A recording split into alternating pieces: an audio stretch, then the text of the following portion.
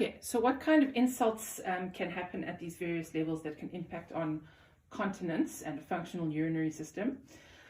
In the brain, if you have an insult, okay, that can be a tumor or a stroke or a multiple sclerosis, lacuna or something like that.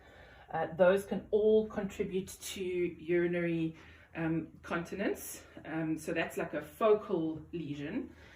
But then you also have things like dementia, which is a much more kind of generalized lesion that impacts on all areas of the brain. And that has very definite impacts on urinary continence. So if you've got something like one of these, like a specific, clear, defined insult, usually it's when the problem happens in where the urinary center is, which is, I think, in the prefrontal cortex, as far as I can remember. You don't need to know that. But if you have an insult in the central area that governs urinary continence and functioning, you're going to have problems.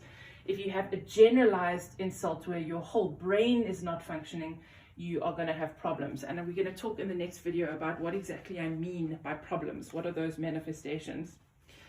Moving on to the spinal cord. Okay, so now if you interrupt the message that starts in the brain of I need to pee and it cannot get to the bladder, you're going to have issues, right? What kind of things affect the spinal cord? Probably in our context, it's transection due to trauma. It's probably the top one. But we've got TB, which can cause vertebral collapse, tumors, multiple sclerosis as well. Those can all interrupt the signaling from the brain to the bladder. All right, then the kidneys, where's my little thing that says chronic renal failure? I can't find it. Here it is. Right.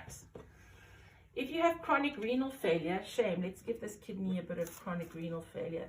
It's all small and tragic now. It's not working very well. It's got problems. There are going to be some urinary manifestations of that. We're going to touch on that in the next video. Okay, so chronic renal failure, shame, poor little kidney.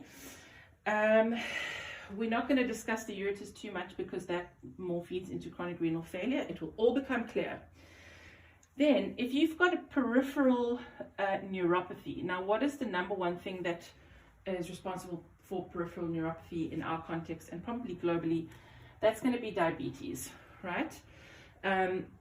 Diabetes can cause all kinds of different peripheral neuropathies, and if it causes the kind that can impact on the bladder, you can have urological symptoms.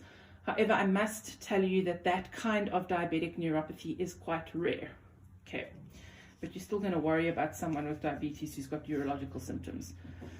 All right, then if your detrusor is dysfunctional, you're going to have detrusor instability, and that is going to manifest as an overactive bladder. More in the next video. If you've got a mucosal irritation, okay, most commonly that's going to be a UTI.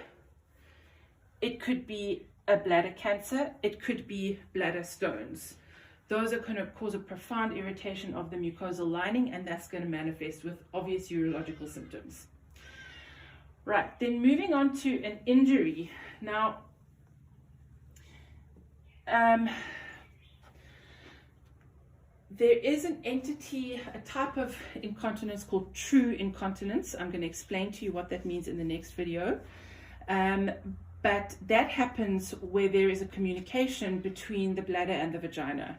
And what can result in that? Well, injury at Caesar, obstructed labor. So north of our borders, there are a lot of women who can't access obstetric care, and so they'll have a very bad CPD, and the pressure of the head on the pubic bone will cause necrosis of that vesicovaginal septum, and you get a fistula. The other thing that can cause a fistula in that area is cervical carcinoma. Okay, so we'll talk about how each of those would manifest. And then finally, things that can impact on the pelvic floor that can cause urinary symptoms are your multiple vaginal deliveries, especially instrumental deliveries, advancing age, so postmenopausal women where everything in the body just gets more lax, And again, pelvic surgery can also contribute to pelvic floor weakness. So those are all the things that are that can impact on urological functioning if you look at the anatomical areas.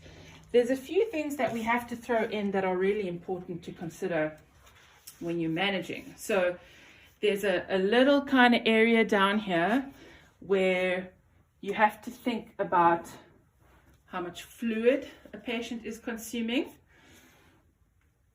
how much caffeine they are consuming, what medication they are on, particularly in terms of diuretics, and whether they've got things that are increasing their intra-abdominal pressure, for example, a chronic smoker's cough. So those are things that can influence, quite significantly influence a urological system, but they're not part of the anatomical areas that we've described. Okay, so in the next video, we're going to talk about how are these actually going to clinically manifest.